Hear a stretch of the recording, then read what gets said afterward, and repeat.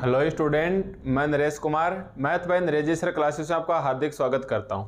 आज फिर से हम एमएससी प्रीवियस जिसके अंदर हमारे पास पेपर 3 स्टार्ट है डीई एंड एसएफ यानी differential equation and special function. आज इसके अंदर हमारे पास यूनिट 3 में लेक्चर नंबर 2 है और इस पेपर में हमारे पास बुक कौन सा रहने वाला है, डिफरेंशियल इक्वेशन, जैसा कि आप इस वक्त स्क्रीन पर देख सकते हैं। ठीक है, तो देखो आज हमारे पास इस यूनिट 3 के लेक्चर नंबर 2 के अंदर नंबर 2 के अंदर हम पढ़ रहे थे कैलकुलस ऑफ वेरिएशन। देखो लास्ट लेक्चर्स नंबर 1 हम कर चुके हैं कैलकुलस ऑफ वेरिएशन से, वो इस यूनिट का एक बेसिक लेक्चर था। ठीक है भाई, वो इस यूनिट का एक के बेसिक लेक्चर था, इसे आप एक बार भूल जाइए। देखो सबसे पहले अगर आप वीडियो लेक्चर्स नंबर 1 नहीं देखा है तो पहले आप लेक्चर्स नंबर 1 को देखिए। वहाँ मैंने आपको बताया था calculus of variation, calculus of variation.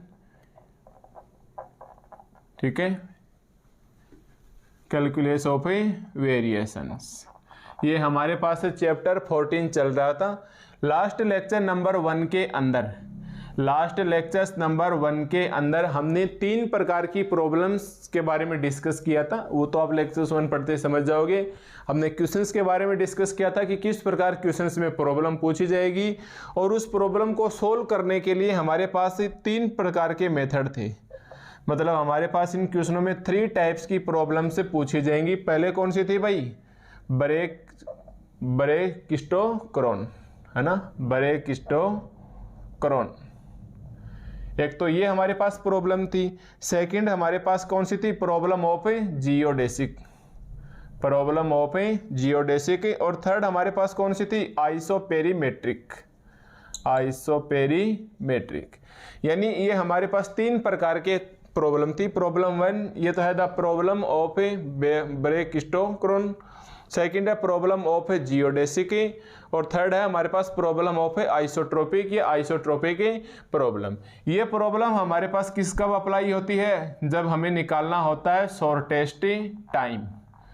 ये प्रॉब्लम हमारे पास जियोडेसिक कब होती है, जब हमें निकालना है शॉर्टेस्ट डिस्टेंस ऑन सरफेस। ठीक है, और ये आइसोपेरीमेट्रिक वाली प्रॉब्लम हम कब काम में लेंगे, जब हमें पैरामीटर्स वगैरह कुछ दिए हुए होंगे। ठीक है, इन तीनों ही प्रॉब्लम्स के नीचे अब आप देखो नोट्स में लिखोगे, यहाँ तक तो मैं लेक्चर्स नंबर 1 के अंदर बता चुका हूँ। अब आप लिखोगे problem number 1, problem number 2, problem number 3, ये तीनों ही प्रॉब्लम्स। तो हम बोलेंगे इन each of these 3 problems, in each of these problems, चाहे ऐसे लिख दो, दीज प्रॉब्लम्स, यानी इन तीनों ही प्रॉब्लम्स के अंदर, problem number 1, problem number 3, second problem number 3, we are require to minimal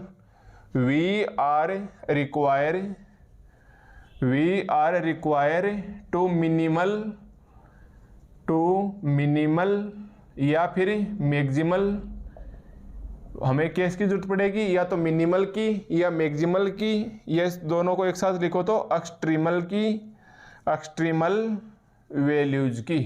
ठीक है, ऑफ दी फंक्शन लिखो या फंक्शनल लिखूं, तो हम क्या लिख देंगे, ऑफ दी फंक्शनल्स। ठीक है, कहने का मतलब क्वेश्चन कुल मिला के हमारे पास इस प्रकार से देगा, I Y of x is equal to integration x1 से x2 f of x y dash dx, और y डैश क्या है, dy बाई dx। 3 बराबर का साइन लगाओगे भाई, 3 बराबर का साइन तो dy बाई dx लिखिए या y डैश लिखिए, इसको प्रदर्शित करने का तरीका है। इस प्रकार से हमें क्वेश्चंस मिलेगा।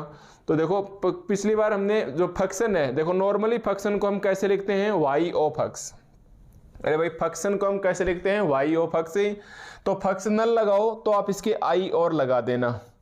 ये मैं लास्ट लेक्चर्स नंबर 1 में बताना भूल गया था। वहाँ हमने 2 प्रकार की डेफिनेशन लिखी थी। एक तो लिखी थी हमने फंक्शनल की और दूसरा हमने लिखा था लीनियर फंक्शनल, याद है ना। दूसरा हमने क्या लिखा था, लीनियर फ्रैक्शनल। लीनियर फ्रैक्शनल को तो मैंने बता दिया था, ये एल वाई ऑफ एक्स से डिनोट किया जाता है। आप इसे भी लिख लो कि नॉर्मली फ्रैक्शनल है उसको आई वाई ऑफ एक्स से डिनोट किया जाता है। लीनियर होगा तो हम एल लगा देंगे, ठीक है। तो जो अपने लास्ट लेक्चर्स नंबर 1 में अपने नोट्स बनाए हुए हैं उसमें शुरुआत में लीनियर फ्रैक्शनल से ऊपर डेफिनेशन मिलेगी फ्रैक्शनल की, fractional is a functions of fractions. तो वहां आप इसको कॉर्नर में लिख लो कि इसको आई वाई ऑफ एक्स से डिनोट करते हैं। जहां ये डेफिनेशंस लिखी हुई है वहां मैं स्टार लगवा के लिखवाई थी, आप उसके ही ऐसे साइड में लिख लो। ये क्या है हमारे पास, फ्रैक्शनल का सिंबल है। तो हमारे पास इन तीनों ही क्वेश्चंस के अंदर, तीनों ही प्रॉब्लम्स के अंदर, तो हम आपको ये लिखना है, एरो का साइन लगा के लिख लेना। तीनों प्रॉब्लम्स आपकी लिखी हुई है, प्रॉब्लम नंबर 1, 2, 3। तो इतना नहीं लिखना है, आप जस्ट इसके नीचे लिखिए कि इन ईच ऑफ दीज प्रॉब्लम्स, यानी इन सभी प्रकार की समस्याओं के अंदर वी आर रिक्वायर्ड टू, हमें चाहिएगा या तो मिनिमल या मैक्सिमल या एक extreme value of the fractional. Fractional को किस प्रकार डिनोट करते हैं, आई वाई ऑफ एक्स, और डिफाइन किस प्रकार से करते हैं, इंटीग्रेशन x1 से x2 F x Y Y dash D X, और ये वाई डैश क्या है, D Y by D X. तो हमें हर बार इस प्रकार से क्वेश्चंस मिलेगा जिसके साइड में हमें कंडीशंस मिलेंगी। अलोंग ए कर्व, इसके हमें साइड में लिखेगा along a curve y is equal to Y of X, y is equal to Y of X, and boundary conditions मिलेगी हमें y of x1 is equal to y1, या ऐसे लिख लो y1 is equal to y of x1 है ना, तो पहले 1 1 लगा लो। तो y1 is equal to y of x1 and y of 2 is equal to y of x2 and y of 2 is equal to y of x2। यानी हमें एक ऐसा कर्व मिलेगा कि हर बार क्वेश्चंस के अंदर यहाँ कोई ऐसा भी फंक्शन होगा, पर वो जो फंक्शन होगा वो वेरिएबल उसके अंदर, देखो आपको पता है ना, मैंने लिखवाया था पिछले वाले लेक्चर्स के अंदर कि फंक्शनल होता है वो एक वेरिएबल क्वांटिटीज होती है ना, मैंने वो लिखवाया था वेरिएबल क्वांटिटीज होती है, कांस्टेंट नहीं होता है। तो 3 वेरिएबल हैं, एक्स है, वाई है और वाई डैश है, ये वेरिएबल्स मिलेंगे हमें तो क्वेश्चन में, और एक लिमिट मिलेगी x1 से x2, यही इसकी एक्सट्रीम वैल्यू या बाउंड्री कंडीशंस देगा एक प्रकार से। तो यही y1 is equal to Y of x1, y2 is equal to Y of x2, ठीक है। आप ऐसे लगा सकते हो, ये y1 is equal to Y of x1 and y2 is equal to Y of x2, ये हमारे पास एडमिजिबल फंक्शंस भी कहलाते हैं। ये हमारे पास एडमिसिबल फंक्शंस कहलाते हैं। कौन कौन से, मतलब जो हमें क्वेश्चंस के अंदर बाउंड्री कंडीशंस देगी वो भी एक प्रकार से क्या है, फंक्शन ही है, वो क्या कहलाएगा, एडमिसिबल फंक्शंस कहलाएगा। और एडमिसिबल एक प्रकार से स्वीकार करना होता है किसी चीज़ को, एस्पेक्टिव फंक्शंस टाइप में ही कुछ ही होता है, मतलब एक फंक्शंस लिख के दे दिया क्वेश्चंस के अंदर बाउंड्री कंडीशन से, आप उसे स्वीकार कीजिए, वो हमारे पास एक एडमिसिबल फंक्शन से कहलाएगा, ठीक है। तो जो आपने कल लिखा था लेक्चर्स 1 के नीचे, आपको ये एरो के साइन लगा के इतना सा और लिख लेना है ताकि अब हम अपने क्वेश्चंस करने लायक हो जाएं, ठीक है भाई। तो मैं ये लास्ट लेक्चर्स 1 के अंदर बता चुका था। अब आपको तीनों चीज़ें एक एक करके याद रखनी है कि हमारे पास 3 प्रकार की प्रॉब्लम्स हैं, ठीक है भाई। हमको में खूब अच्छे से पता है हमारे पास 3 प्रकार की प्रॉब्लम्स हैं। कौन कौन सी प्रॉब्लम्स है भाई, नंबर 1 ब्रेच-स्टोक्स जो शॉर्टेस्ट टाइम के लिए उपयोग में लाई जाएगी। सेकंड है प्रॉब्लम्स ऑफ जियोडेसिक, जो शॉर्टेस्ट डिस्टेंस निकाली जाएगी फॉर सरफेस वगैरह कंडीशंस के लिए। फिर तीसरी आएगी आइसोपेरीमेट्रिक प्रॉब्लम्स, जो पैरामीटर्स वगैरह के लिए सॉल्व की जाएगी, ठीक है। तो ये 3 इक्वेशंस होगी। साथ ये और लिख लो, आइसोपेरामेट्रिक में ही हमारे पास इसको हैंडल करने वाला आयलर था, मतलब जब आपके पास आयलर नाम आ जाए समझ लेना अपने आप हमारे पास आइसोपेरीमेट्रिक इक्वेशन से काम करेगी। ये और लिख लो, जो लास्ट ईयर आपने तीसरी प्रॉब्लम लिखी थी कि द आइसोपेरीमेट्रिक प्रॉब्लम से, उसके लिए ये और लिख लो कि आयलर, क्योंकि वो लेक्चर 1 हावर चला गया था तो हमने उसको यही रोक दिया, इसलिए अभी आप उसको लिख लो कि जब आपके पास आयलर साइंटिस्ट आएगा, आयलर साइंटिस्ट ने ही आइसोपेरीमेट्रिक प्रॉब्लम्स को सोल्व किया था, ठीक है। इस ब्रेक स्टोकरोन को करने वाला बर्नौली था, जियोडेसिक को करने वाला गैलीलियो था, और इस आइसोपेरिमेट्रिक को सोल्व करने के लिए आयलर, और आगे आयलर के साथ उसका फ्रेंड मान लो या लांगराज है, क्योंकि आयलर और लांगराज इन्होंने मिलकर बहुत सारी इक्वेशंस इन मैथमेटिक्स के अंदर दी। ठीक है, तो आपको लिखना है आज के इसी मतलब लास्ट ईयर का लेक्चर ही कंटिन्यू चल रहा है, उसके नीचे लिखिए in each of these problems we are required to minimal और मैक्सिमल या extreme value of the function. यानी क्वेश्चन कुल मिला के आपके पास ऐसे आने वाला है, हर बार एक ऐसा क्वेश्चन आएगा, बाउंड्री कंडीशन दी होगी, वो बाउंड्री कंडीशन ही हमारे पास एडमिसिबल फंक्शन से कहलाएंगे, और ये जो कर्व है y is equal to Y X, ये एडमिसिबल कर्व कहलाएगा, और ये बाउंड्री कंडीशन से ये फंक्शंस कहलाएंगी। तो आप इतना लिख लो, ये एडमिसिबल फंक्शंस है। ठीक है, तो वैसे आपको ये और लिखना है। इतना लिखने के बाद हमारे पास एक बार बेसिक भाग पूरा हुआ। ठीक है भाई, इतना लिखने के बाद हमारे पास बेसिक भाग इसका पूरा हुआ। अब हम कुछ करने लायक हो गए हैं, क्योंकि अब हम छोटी छोटी चीज़ें पहचानने में तो अभी भी नहीं आएंगी, बट हम सीख चुके हैं कि हमारे पास क्वेश्चन के अंदर क्या नाम आएगा, मिनिमल नाम आएगा या मैक्सिमल नाम आएगा, वेरिएशंस ऑफ प्रॉब्लम नाम आएगा, फंक्शन नहीं फंक्शनल नाम आएगा। सोल्व करने के 3 तरीके हैं, ब्रेक स्टोकरोन, जियोडेसिक और आइसोपेरिमेट्रिक।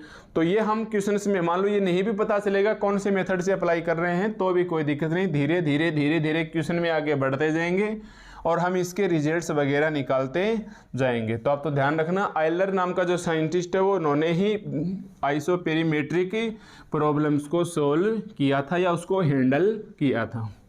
ठीक है, तो चलिए आज हमारे पास ये हो गया। तो ये तो था लास्ट का बेसिक लेक्चर।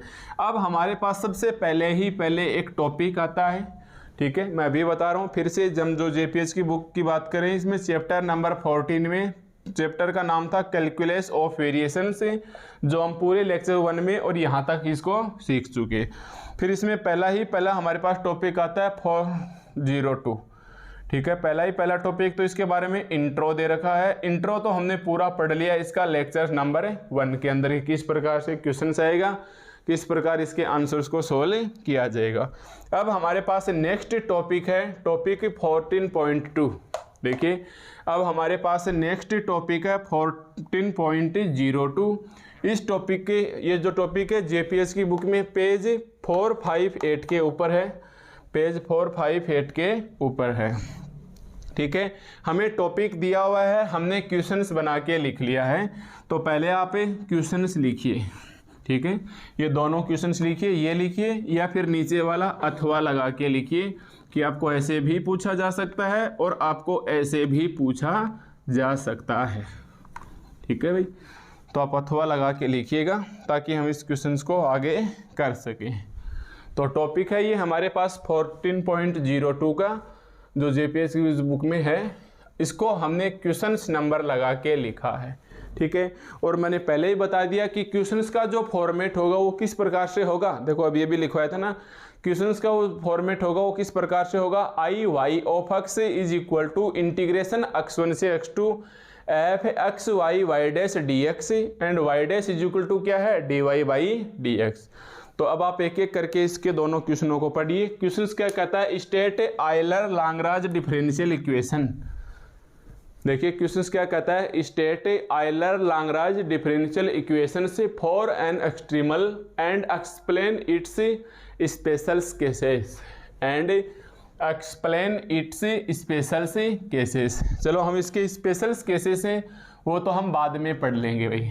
ठीक है, इसके स्पेशल केसेस हैं वो तो हम बाद में पढ़ लेंगे। हमें क्या करना है, आयलर और लांगराज का डिफरेंशियल इक्वेशन का क्या स्टेटमेंट है, किसके लिए, फॉर एक्सट्रीमल के लिए। फॉर एक्सट्रीमल के लिए आप उसको लिखिए और उसको आंसर्स बताइए और उसको एक्सप्लेन कीजिए इन स्पेशल केसेस के अंदर। समझिए इस बात को, इन स्पेशल केसेस के अंदर।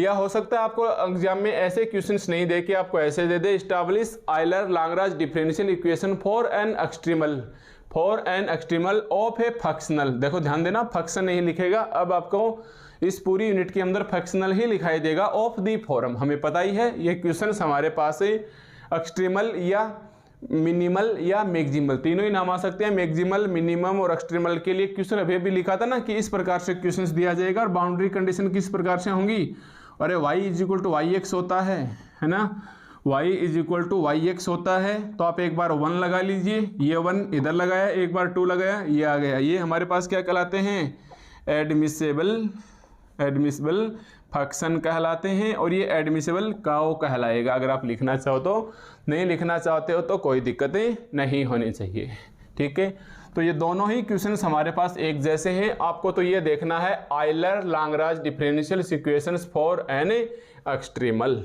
ठीक है। तो मैं दोनों ही क्वेश्चनों को हटा देता हूँ। अब हमें इस टॉपिक को करना है और हमें इसको बहुत ज़्यादा डिटेल से सीखना है, क्योंकि इसके अंदर आपको जितना अच्छे से सीखोगे आगे चल के हमारे पास क्वेश्चंस वगैरह पहचानने में इतने ही आसान हो जाएंगे, ठीक है भाई। क्वेश्चंस वगैरह आपको आसानी से पहचान में आ जाएंगे। बाद में हम देखेंगे इसके स्पेशल केसेस एक्सप्लेन किस प्रकार से किए जाते हैं, ओके। तो ये तो मैंने ये बता दिया कि क्वेश्चंस एग्जाम में कैसे आएगा। अब मैं स्टेट को छुपा रहा हूँ, ये हमारे पास हेडिंग हो गई, इसको हम बाद में देखेंगे। तो अब आप हेडिंग डाल लो, चाहे तो एक बार डाल ही लो हेडिंग कि हमारे पास आयलर एग्जाम में ऐसे ही करना है आपको, Euler Lagrange differential equation, Euler Lagrange differential equation, Euler Lagrange differential equation for an extremal, for an extremal, for an extremal. ये एक्सट्रीमल के लिए Lagrange differential, Euler Lagrange differential equations किस प्रकार दी जाती है, क्योंकि आयलर और लाग्रांज ने मिलके बहुत सारी इक्वेशन दी थी। तो हम पूछेंगे भाई कौन सी वाली इक्वेशंस लिखूं, तो हम बोलेंगे भाई आप एक्सट्रीमल वाली इक्वेशंस को लिखिए। क्यों लिखिए भाई, क्योंकि हमें क्वेश्चंस में क्या बोल रहा है, स्टेट मतलब आप इसका स्टेटमेंट लिखिए। तो यहाँ से आपके पास क्वेश्चन 1 का है वो सॉल्यूशन स्टार्ट हो चुका है। आप सबसे पहले ऐसे लगाओगे Euler Lagrange differential equations for an extremals, ठीक है। तो सबसे पहले हमें लिखना है इसका स्टेटमेंट, यस, सबसे पहले हमें इसका लिखना है स्टेटमेंट, ओके भाई। क्या आप स्टेटमेंट लिखने से पहले आप इतना दिलचस्पी रखोगे कि हम ये बताया जाए कि देखो ये क्वेश्चंस कहाँ से उठ के आया है। तो ये क्वेश्चंस किसके अंदर है भाई, इन कैलकुलेशंस ऑफ वेरिएशंस। तो अगर आप इसको इतना लिख के बता देते हो तो बहुत अच्छी बात है। इन कैलकुलेस ऑफ ए वेरिएशन, मतलब ये हमारे पास चैप्टर्स 14 में है, या जो एक्सट्रीमल जैसी प्रॉब्लम्स आती हैं वो वेरिएशनल प्रॉब्लम कहलाती हैं। मैंने लिखवाया था ना कि एक्सट्रीमल या maximal and minimum values such problems are known as a, previous वाले लेक्चर्स में वेरिएशनल प्रॉब्लम्स। तो ये हमारे पास इन कैलकुलस ऑफ वेरिएशन से, और बिल्कुल सिंपल फॉर्म में, इन द सिंपल फॉर्म, ठीक है, इन दी सिंपल फॉर्म, इन दी सिंपल फॉर्म, मतलब हमें बहुत ही सिंपल फॉर्म के अंदर कैलकुलस ऑफ वेरिएशन के अंदर ये इक्वेशंस लिखनी है, Euler Lagrange differential equations for an extremal. तो ये जो मैं सेम टू सेम लिख लेता हूँ, क्योंकि बुक में बहुत ही स्टैंडर्ड लैंग्वेज का प्रयोग किया गया है, तो मैं लिखते वक्त शब्द इधर उधर ना हो जाए, इसलिए हम इसको अच्छे से लिख लेते हैं, ठीक है। तो हमारे पास एक ये आ जाएगी इसकी डेफिनेशन से, तो आप लिखोगे in calculus of variation in the simplest form is the method of, बहुत ही सिंपल है, मैंने ज़्यादातर याद रखने वाली बता दी है, बस अपने शब्द इधर उधर ना हो जाए, इसलिए हम इसकी स्टैंडर्ड लैंग्वेज लिखते हैं। In the method of determine an admissible curve, an admissible curve. Admissible curve क्या होता है भाई, y is equal to Y of X. Admissible curve कितना होता है भाई, y of is equal to Y of X. अगर यहाँ 1 1 लगा देते हो आप, या 2 2 लगा देते हो, तो ये क्या कहलाएंगे हमारे पास है, एडमिसिबल फंक्शन कहलाएंगे, या एडमिसिबल फंक्शन से कहलाएंगे, ठीक है। ये कर्व कहलाएगा जॉइनिंग एट 2 पॉइंट्स, लिखोगे एडमिसिबल कर्व, यहाँ लिख लेता हूँ मैं, admissible curve y is equal to Y X, join the point, 2 पॉइंटों को ज्वाइन करेगा, एक तो मान लो x1, एक मान लो x2, point x1 and x2 such that x1 and x2 such that the functionals of variations problem, the functional of the variational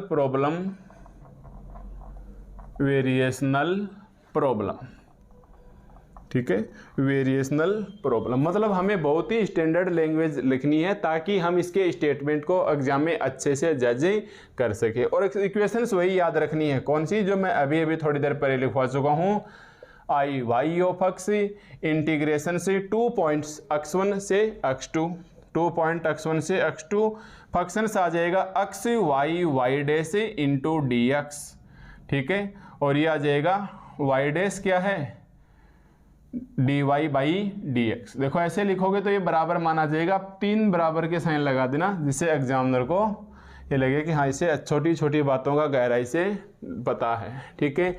अब ये हमारे पास क्या है, F x Y Y dash D x Y dash by D Y D X, ठीक है। इसके नीचे और लिखना चाहो तो लिख सकते हो, when taken the along cow, ठीक है, एक लाइन और लिख लेना क्योंकि इसमें एक्सट्रीमल का भी हमें जिक्र करना है।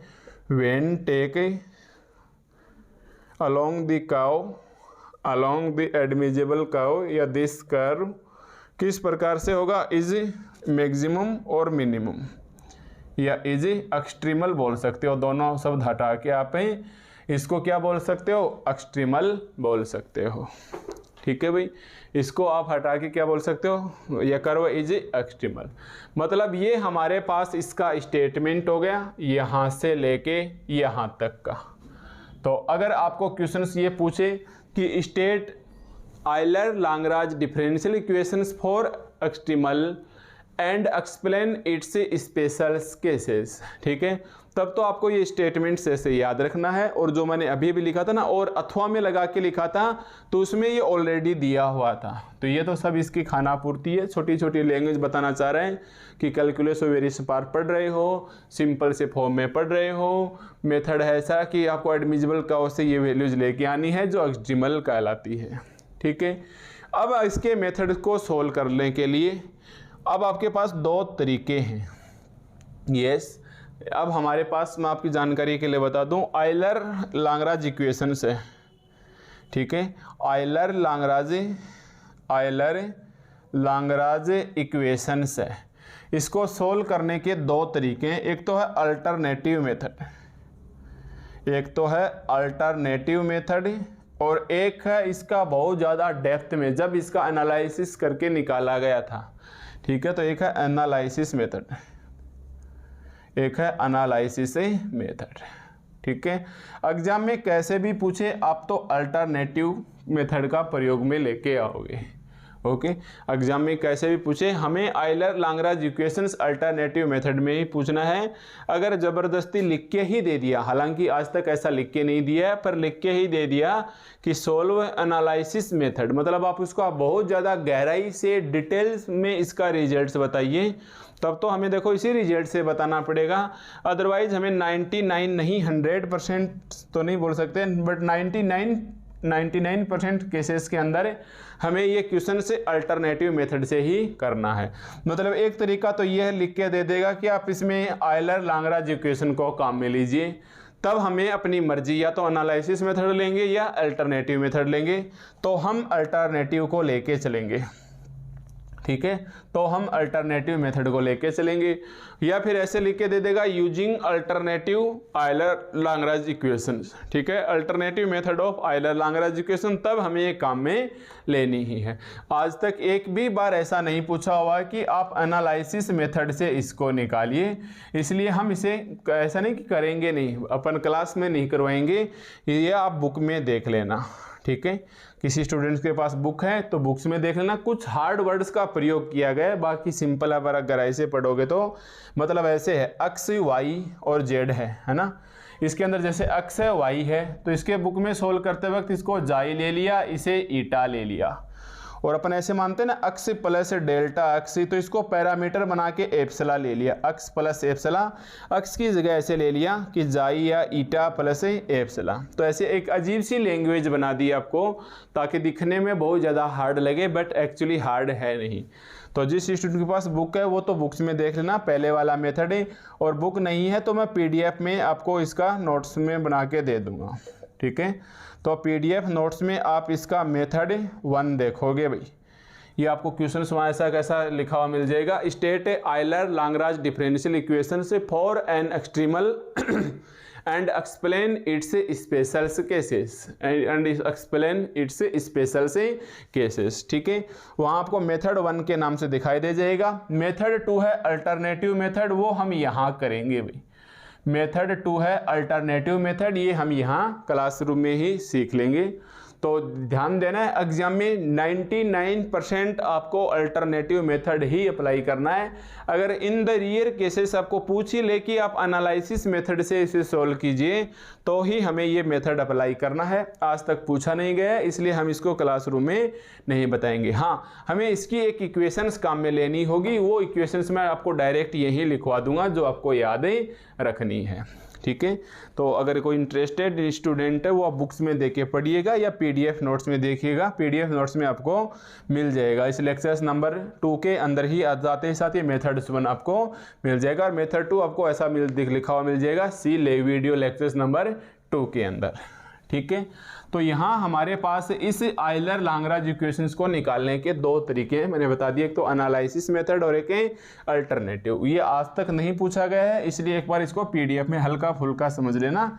बाकी इसकी एक इक्वेशंस हम काम में लेंगे, बाकी हमें पूरा का पूरा टारगेट रखना है अल्टरनेटिव मेथड के ऊपर, ठीक है भाई।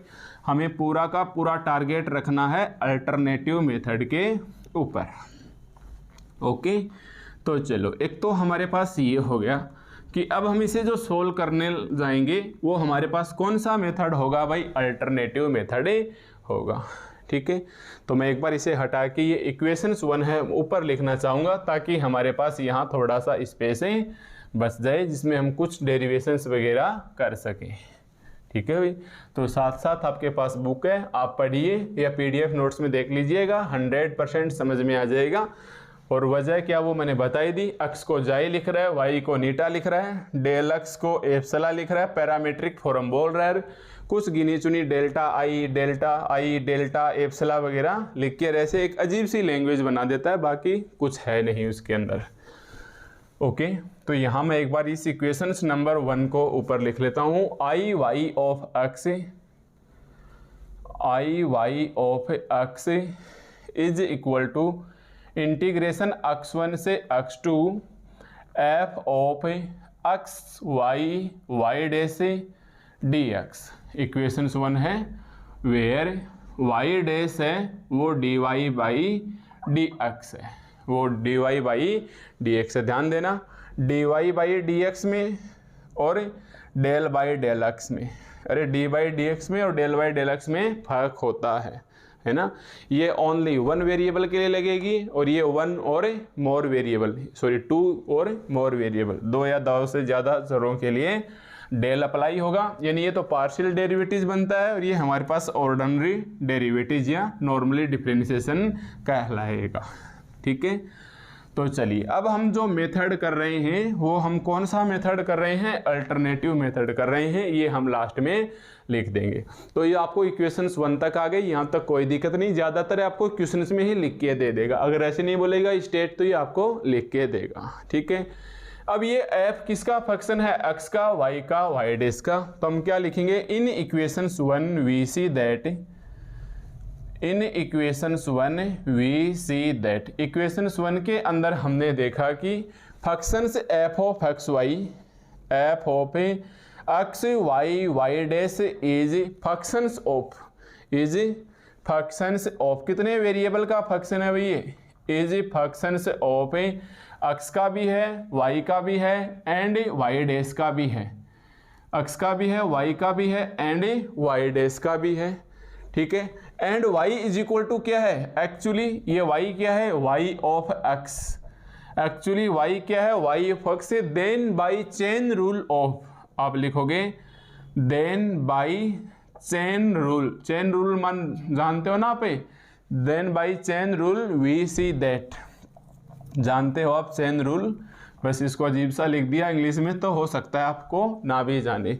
अरे ऐसे होता था 12वीं क्लास में या बीएससी फर्स्ट ईयर में कि एक्स वाई है, ये जेड के बराबर है, अपने को निकालना है डी जेड बट्टा डी एक्स, है ना, अपने को निकालना है डी जेड बट्टा डी एक्स, तो एक्स के रिस्पेक्ट में निकालना है ना, तो आप ऐसे बोलोगे पहले तो डेल बाई डेल एक्स और ऊपर d x upon d x, एक बार तो ये वाला वेरिएबल आ जाएगा, plus del by del y और del y by D x, मतलब ये चेन रूल है, एक के बाद दूसरा, दूसरे के बाद तीसरा, और आप काटोगे ऐसे होता है, जैसे D by D X is equal to D by या डेल बाई, ऐसे होता है del by del X into D X by D x plus del by del Y into D Y by D x plus del by del Z into del Z by del X. अगर ये हमारे पास से X Y Z का variable है तो आप लिखोगे del F by del x, एक बार तो इस एक्स के लिए, एक बार ये आ जाएगा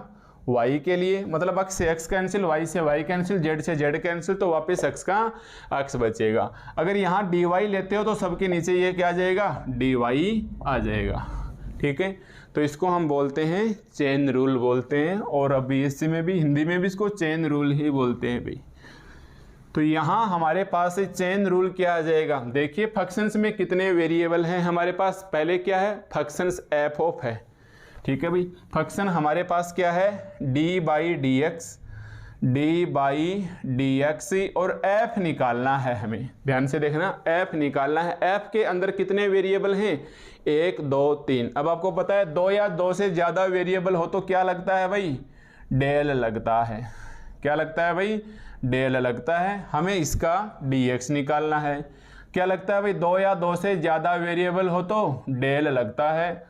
हमें इसका क्या निकालना है, एक्स निकालना है। क्या है भाई, 2 या 2 से ज़्यादा वेरिएबल हो तो क्या निकालना है, डेल लगता है। तो देखिए आप ध्यान से देखिए, इसके अंदर 1 2 3 वेरिएबल हैं, तो चेन रूल में ये 1 2 3 बार चलेगा, ठीक है भाई। चेन रूल में ये 1 2 3 बार चलेगा। पहले क्या है, 1 नंबर पे एक्स है, यहाँ कीजिए डेल एक्स, यहाँ कीजिए डी एक्स। 2 नंबर पे क्या है, वाई है, तो यहाँ कीजिए डेल वाई, यहाँ कीजिए डी वाई। 3 नंबर पे क्या है, ध्यान से वाई डैश है, तो यहाँ कीजिए वाई डैश और यहाँ भी कीजिए वाई डैश, ठीक है। तो डेल के नीचे डेल चलेगा, डी के ऊपर डी चलेगा, डेल के नीचे डेल चलेगा, डी के ऊपर डी चलेगा, डेल के नीचे डेल चलेगा, डी के ऊपर डी चलेगा। तो आप भूल जाइए कि आपको क्या करना है, एक बार कितने वेरिएबल हैं, एक्स वाई वाई डैश, तो दोनों वेरिएबल एक्स वाई और वाई डैश। यहाँ एक्स के रिस्पेक्ट में मैं करूँ तो एक्स एक्स एक्स काटना मत, लिखेंगे यही। अगर मैं मान लो मैं वाई करूँ तो ऊपर नीचे कुछ नहीं देखना है, बस यहाँ से चेंज होगा वाई वाई और वाई, वाई वाई और वाई। और अगर मैं वाई डैश लेना चाहूँ तो नीचे क्या जाएगा, वाई डैश और वाई डैश, ठीक है। कहने का तिरछा करके काटोगे तो ये डेल एक्स से del x cancel, del x से del x cancel, del x से डेल एक्स कैंसिल, वापस यही आ जाएगा। तो अपने को यहाँ एक बार क्या लेके चल रहे हैं, by D F by D X. तो ये तो कंप्लीटली डी करना है, तो हमें पता है इसका डिफरेंशिएशन करना है, कुल मिला के एक्स के रिस्पेक्ट में इसका डिफरेंशिएशन करना है। तो हमें पता है ये पार्शियल डेरिवेटिव में जाएगा, क्योंकि इसमें 3 वेरिएबल्स हैं। अकेला वेरिएबल होता तब तो हम सिंपल छोड़ देते। तो 3 वेरिएबल हैं, एक तो वेरिएबल है हमारे पास एक्स, दूसरा वेरिएबल है हमारे पास वाई, तीसरा वेरिएबल है हमारे पास वाई डैश, ठीक है। अब किसके रिस्पेक्ट में करना है, एक्स के, तो एक बार इसके नीचे एक्स रख दीजिए, फिर एक्स रख दीजिए और फिर एक्स ही रख दीजिएगा, ठीक है। तो ये आ गया है हमारे पास से चेन रूल से इसका डिफरेंशिएशन। या इसको थोड़ा सा और सिंपल लिख लीजिए, तो ये कितना आ जाएगा हमारे पास से D F by D x, ये बचेगा del F by del X. अब देखो भाई, आप सीनियर स्टूडेंट हो, अब आप छोटी छोटी बचकानी हरकतें नहीं करोगे। अब आप डेल में और डी में स्पष्ट अंतर समझ गए हो, और इसको कभी डेल कभी डी, तो ध्यान से देखना डेल कब आएगा और डी कब आएगा। तो डी एक्स में डी एक्स का भाग देंगे, 1 आ गया। ये कितना बचेगा, देखो d Y by D x को वाई डैश लिख लूँ क्या मैं, इसको बाद में लिख लो, del F by del y Y dash का फिर से एक्स के सापेक्ष करेंगे तो ये कितना बचेगा वाई डबल डैश। अरे ऐसे है देखो, ये D by D x Y dash का मतलब कितना होता है D Y by D X लिखो, या इसको आप चाहो तो डी टू वाई बटा डी एक्स स्क्वायर लिखो, या चाहो तो इसको आप वाई डबल डैश लिखो। तो ये वाई डबल डैश ये ऐसा का ऐसा, ये हमारे पास है ऐसा कैसा del F upon del Y dash, del F upon del Y dash. इसको हमने मान लिया एक बार इक्वेशन नंबर 2। ठीक है भाई, इसको हमने मान लिया है इक्वेशन नंबर 2। तो सबसे पहले आपको अक्स के रिस्पेक्ट में डिफरेंशिएशंस करना है, चेन रूल से होगा, क्योंकि 2 या 2 से ज़्यादा वेरिएबल हो तो हमेशा चेन रूल लगता है। अब देखो मैं कुछ ऐसा करूं कि अक्स से del F by del x है, अब ये वाई डैश क्यों आ गया इधर, या वाई डबल डैश क्यों आ गया, सेकेंड ऑर्डर का आता हुआ दिखाई दे रहा है, इसको हटाओ एक बार। ठीक है, इसको हटाने के लिए देखिए आप एक बार ऐसे ही नॉर्मली देखिए, हम एक डिफरेंशिएशन ऐसा निकाल रहे हैं कि नाउ सिंस, देखिए बहुत ही शानदार सा एक एग्जाम्पल, या एक इसके अंदर एक स्टेप है, ऐसे मतलब एक स्टेप हमने सब्स्टिट्यूट कर दिया, इसके अंदर प्रतिस्थापित कर दिया, और इसके कोई रूल्स नहीं है कि कौन सा रूल से ये स्टेप्स क्यों यहाँ से हटा के यहाँ लगा रहे हैं। और हमारा टारगेट क्या है कि कैसे भी करके ये कैलकुलेशन से एक इजी लैंग्वेज में आ जाए, या इसका सिंप्लीफिकेशंस करते वक्त इसकी स्टेप से इजी आ जाए, क्योंकि हमें इसका डिफरेंशियल्स कैलकुलेट करना है, इसका वैल्यूज ही निकालना है। और कौन सी वैल्यूज निकालनी है, एक्सट्रीमल वैल्यूज ही निकालनी है। तो अगर मैं ऐसे बोलूं कि भाई आप मेरे को ये रिजल्ट बताइए y dash del F by del Y dash, ये रिजल्ट क्या होगा, ध्यान से देखना भाई। मैं आपको बोलूं कि आप भाई मेरे को ये रिजल्ट बताइए, आप मेरे को ये रिजल्ट बताइए, मैंने यहाँ वाई डैश ले लिया और यहाँ वाई डैश ले लिया। आप बोलोगे ऐसा कोई रूल्स नहीं है, पर हमें इसे थोड़ा सा सिंप्लीफिकेशंस करना है, इसलिए कुछ चीज़ें हमें ध्यान रखनी है। ठीक है, तो देखो इसका डिफरेंशिएशन करके देखो, डिफरेंशिएशन करेंगे तो क्या हो जाएगा, पहले का कर दूं क्या, पहले को छोड़ दो, देखो डेल एफ पहले को छोड़ दीजिए, वाई डैश को छोड़ दो, हमने क्या किया पहले को छोड़ दिया, दूसरे का डिफरेंशिएशन। अब इसका फिर से चेन रूल से होगा, बट एक बार ऐसा कैसा छोड़ दो, पहले को छोड़ दिया दूसरे का डिफरेंशिएशन। देखिए ध्यान से, पहले को छोड़ दिया दूसरे का डिफरेंशिएशन, प्लस दूसरे को छोड़ दिया, प्लस दूसरे को छोड़ दिया, del F by del y को छोड़ दिया, पहले का डिफरेंशिएशन, वाई डैश का क्या हो जाएगा y double dash, y dash का क्या हो जाएगा भाई वाई डबल डैश। मतलब फर्स्ट को छोड़ा, सेकंड का डिफरेंशिएशन, फर्स्ट का किया, सेकंड को छोड़ दिया। ठीक है, क्यों कर दिया ऐसा, ताकि मेरे पास ये स्टेप एक जैसी मैच होगी। आप बॉक्स मत लगाना भाई, मैं आपको समझाने के लिए लगा रहा हूँ। ये स्टेप्स हमारे पास क्या हो गई, मैच हो गई है। अब हम यहाँ से इसकी वैल्यू निकाल के यहाँ रख देंगे, तो हमारे पास इस क्वेश्चन में ऑर्डर सेकंड गायब हो जाएगा। भाई यहाँ तक तो फर्स्ट डिग्री है, यहाँ से ऑर्डर फर्स्ट है, यहाँ ये क्या बता रहा है सेकंड डिग्री को बता रहा है, तो ये डिग्री को गायब करना है, तो इस वाई डबल डैश को गायब करना है, तो हमने ऐसा मान लिया है। ठीक है, तो in exam Euler differential equations for extremal के लिए ये रिजल्ट आपको याद रखना होगा, और जो चीज़ आपको याद रखनी है मैं हमेशा उसके ऊपर स्टार लगा दिया करूँगा। ठीक है भाई, ऐसा कोई रूल्स नहीं है, एग्जाम वगैरह में नहीं लगाना है। अब मैंने स्टार लगा दिया, तो आपके भी जो कॉपी के में जब आप अपना फेयर में लिखते होंगे या नोट्स बनाते होंगे, तो जैसे यहाँ आपके पास ऐसे करके स्टार आ गया, तो जब भी दोबारा पढ़ने बैठोगे तो ये तुरंत दिखाई दे जाएगा कि हाँ ये वाला रिजल्ट से हमें याद रखना है, और टारगेट क्या है, इस वाई डबल डैश से del F by del Y dash को हटाना है। ठीक है, तो मैं अगर ऐसे लिखूं या सीधी सीधी भाषा में ऐसे मान लो मैं यही कहना चाह रहा हूं कि भाई आप इस चीज़ को रट लो, कोई रूल्स नहीं है। रूल्स ऐसी है कि कैसे भी करके आप इस सेकंड डिग्री को हटा सकते हो क्या, तो इसको हटाने के लिए हमने एक रिजल्ट लिया, ऐसे को हम एलिमिनेशन से या सब्स्टिट्यूट रिजल्ट बोलते हैं। तो आपको लैंग्वेज वगैरह लिखने की जरूरत नहीं है, डायरेक्ट ऐसा लिख देना। ठीक है, सो फ्रॉम इक्वेशंस 2 and 3 हटाइए इसको, सो फ्रॉम इक्वेशन से 2 and 3 हटाएंगे तो क्या आ जाएगा भाई, देखिए इसको कि D F by D x, देखिए कभी डी है कभी डेल है, तो जैसा जैसा है आप लिखते जाइए। ये है del F by del x plus y dash से del F by del y, del F by del y. इसकी जगह क्या लिखें, इसकी जगह ये लिख दो, ये इधर आ जाएगा ना, तो ये क्या बचेगा d by D x, d by D x Y dash del F by del Y dash. फर्क रखना भाई डी में और डेल में, इसका फर्क है minus y dash d by D x del F by del Y dash. देखिए हमने y double dash del F by del y की डैश की जगह इक्वेशन 2 में थी इसकी वैल्यू रखी। इसकी वैल्यू क्या है, इसको इधर भेज दो तो डी बाई डी एक्स ये वाली ये इधर आके माइनस की हो जाएगी, रख दी कहाँ, इधर। और ये इसके क्या है भाई, बराबर है, ये इसके क्या है, बराबर है। अब इसको थोड़ा सा सिंप्लीफिकेशन कर लो, ज़्यादा नहीं, थोड़ा सा सिंप्लीफिकेशन कर लो। और इसको सिंप्लीफिकेशंस भी थोड़े स्टाइल में करो, मतलब कैपिटल डी का नाम आ रहा है, कंप्लीट जो डी है उसको आप एक जगह ले लीजिए और डेल है आप उसको एक जगह ले लीजिए। इससे क्या कि हमारे पास स्टेप्स थोड़ी छोटी हो जाएगी, है ना, हमारे पास ये इक्वेशन से थोड़ी छोटी हो जाएगी। जैसे देखो डी बाई डी एक्स है, देखो ये हमारे पास क्या है भाई, डी बाई डी एक्स है। एक तो इसके अंदर एफ है, एक तो ये वाला डी ले लिया और एक ये डी, एक ये डी, इसको इधर ले आओ, इधर लाएंगे तो क्या आ जाएगा, minus y dash del F by del Y dash. और क्या करो, कॉमन ले लो, दोनों में ही ना कॉमन ले लो आप, एफ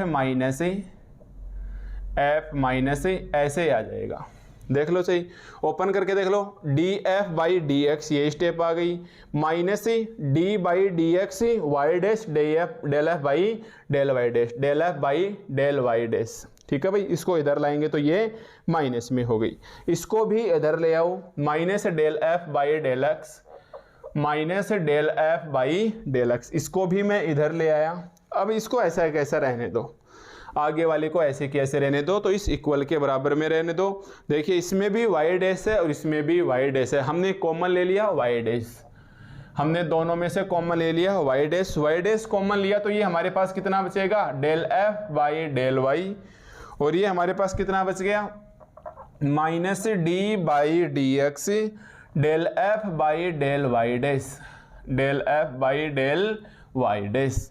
इसको आप नाम दे दो इक्वेशंस नंबर 4। ठीक है, ये दोनों हमने ऐसी की ऐसी रख दी, तो इन दोनों में वाई डैश कॉमन ले लिया, del F by del y minus d by D x del F by del Y dash आ गया।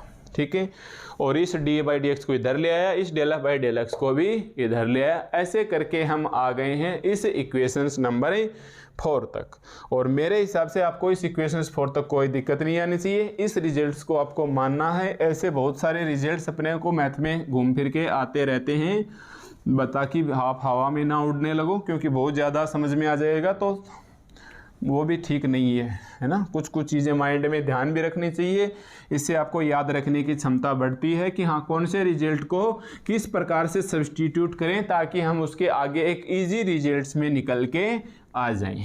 ठीक है, अब यहाँ हम एक इक्वेशंस काम में लेंगे।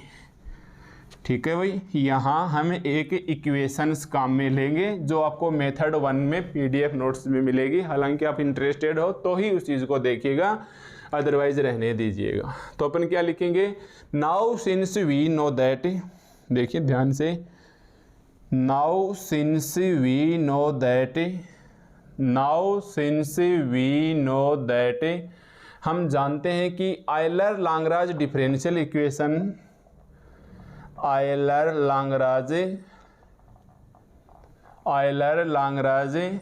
डिफरेंशियल इक्वेशन से इज गिवन बाई, ठीक है, डिफरेंशियल इक्वेशन से फॉर एन एक्सट्रीमल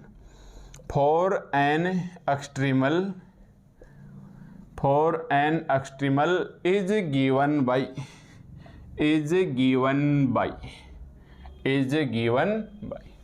अब आप सोच रहे हैं कि ये क्या मजाक है, यही तो हम निकाल रहे हैं, Euler Lagrange differential equations for an extreme value, और यही बोल रहे हैं कि चूँकि हम ऐसा जानते हैं कि, पहले तो ये लिखियो जानते क्या हैं, तो डी बाई डी एक्स वो इक्वेशंस ऐसे होती है, d by D x del F by del Y dash, d by D x del F by del Y dash minus del F by del y is equal to zero. ठीक है, और ये होती है हमारे पास, देखो इसका डेरिवेटिव्स करेंगे तो ये सेकंड टाइम आ जाएगा, तो ये होती है second order non linear differential equations. आप चाहो तो इसे लिख लीजिएगा, ये हमारे पास है second order non linear differential equation होती है, second order non linear differential equation होती है। तो मैं यहाँ एक बार फिर से स्टार लगा देता हूँ ताकि आप इस चीज़ को याद रख सको कि now since we know that Euler Lagrange differential equations for an extremal is given by. तो ये पहले वाला मेथड है और पहले वाले मेथड को क्या नाम दिया गया है, एनालिसिस मेथड दिया गया है। और ये हमारे पास बुक में टॉपिक है, मतलब 14.2 का पहला टॉपिक है। तो ये हमारे पास एनालिसिस मेथड है। तो आप यहाँ ब्रैकेट्स में लिख लेना भाई, ठीक है, या ब्रैकेट में लिख लेना एनालिसिस मेथड है, एनालिसिस मेथड है जो हमारे पास इस प्रकार से दिया जाता है। और आपको ये इक्वेशंस याद रखनी है, इसका आपको पीडीएफ में प्रिंट मिल जाएगा, ठीक है भाई, इसका आपको पीडीएफ में मिल जाएगा। तो आप ये लिख लेना। और एग्जाम में आपको हमेशा ये अल्टरनेटिव मेथड ही करना है। अगर भूल से नाम ही लिख के दे देगा एनालिसिस, तब तो देखो आप वो कहते हैं ना, लिखना ही पड़ेगा, अदरवाइज आपको अल्टरनेटिव मेथड को ही लिखना पड़ेगा, ठीक है। तो ये इक्वेशन हमने पहले वाले मेथड के काम में ली कि देखो भाई जो हम निकालना चाह रहे हैं ना आयलर लाग्रांज की डिफरेंशियल इक्वेशन, वो ये होती है। अब इसको काम में ले लो, ये रख दो आप इक्वेशंस नंबर 5 के अंदर।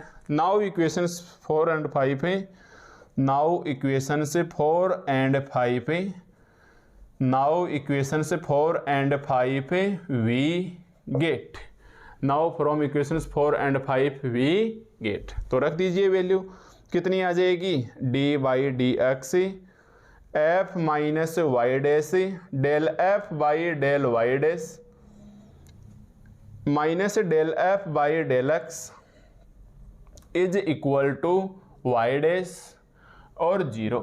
देख लो, इसको उल्टा करके देखो भाई, इसको उल्टा करके देखो, माइनस साइन कॉमन लोगे तो भी कोई फर्क नहीं पड़ेगा। यहाँ उल्टा कर लिया, माइनस आ गया तो यही बचेगा, इसकी जगह क्या रखना है, 0। तो ये टोटल क्या हो जाएगा हमारे पास है, 0 हो जाएगा। या यहाँ से माइनस साइन कॉमन ले लो, यहाँ रख दो, 0 आ जाएगा। अब 0 आ गया तो इस रिजल्ट को आप ले जाओ इधर, ठीक है। या फिर हमारे पास ये रिजल्ट क्या बन जाएगा, यहाँ आप जाए 0 लिख दीजिएगा, यहाँ आप क्या लिख दोगे भाई, 0 रख दोगे। इसे आप या तो ऐसा कैसा छोड़ सकते हो, इसको मान लो इक्वेशन नंबर 6, इसे एक बार ऐसा कैसा ही छोड़ दो। और याद रखना भाई इस रिजल्ट को, f minus y dash del F by del Y dash is minus del F by del x minus del F by del x is equal to 0। इसे आप इक्वेशंस नंबर 6 से मान के छोड़ दो। इसे आप क्या करो भाई, इक्वेशंस नंबर 6 मान के छोड़ दो। ये हमारे पास लिखो, equation 6 is known as, equation 6 is known as alternative form of Euler Lagrange equations. Equation 6 is known as alternative equation 6 is known as alternative form of Euler Lagrange differential equations, Euler Lagrange differential equations for extremal, ठीक है। तो ये हमारे पास क्या कहलाएगी भाई, Euler Lagrange differential equations कहलाएगी। बस कौन से रूप में कहलाएगी, आज ये हमारे पास अल्टरनेटिव फॉर्म में कहलाएगी। जबकि ये जो हमने अप्लाई किया था ये कौन से रूप में था, ये हमारे पास एनालिसिस रूप में था, ठीक है। तो दोनों एक ही बात है भाई, दोनों के रिजल्ट्स अलग नहीं हैं, दोनों के रिजल्ट एक ही जैसे हैं, बस दो अलग अलग मेथड से इसे निकाला गया। ये एक ही ये क्या बोलते हैं, ये बहुत ज़्यादा डीपली मेथड में था, ये रिसर्च से निकल के आया और ये हम एक अल्टरनेटिव या पारंपरिक विधि से निकाला, तब ये रिजल्ट्स इसके अंदर आ गया है। तो आप दोनों ही इक्वेशंस ध्यान में रखोगे, एक तो रखोगे इक्वेशंस नंबर 5 और एक आप रखोगे इक्वेशंस नंबर 6, क्योंकि दोनों ही इक्वेशंस हमारे पास बहुत ज़्यादा काम की हैं, ठीक है। दोनों ही इक्वेशंस हमारे पास आयलर लाग्रांज कहलाएंगी। अब कौन सी जगह है हम कौन सी इक्वेशंस काम में लेंगे, वो हम सिचुएशंस देख के डिसाइड करेंगे, ठीक है भाई। ये भी आयलर लाग्रांज का इक्वेशन है, ये भी आयलर लाग्रांज का इक्वेशंस है, और हम कौन सी इक्वेशंस काम में लेंगे तो ये भी हम, मतलब इसको पूरी को वापस सोल्व करोगे ना तो यही आएगी, ठीक है।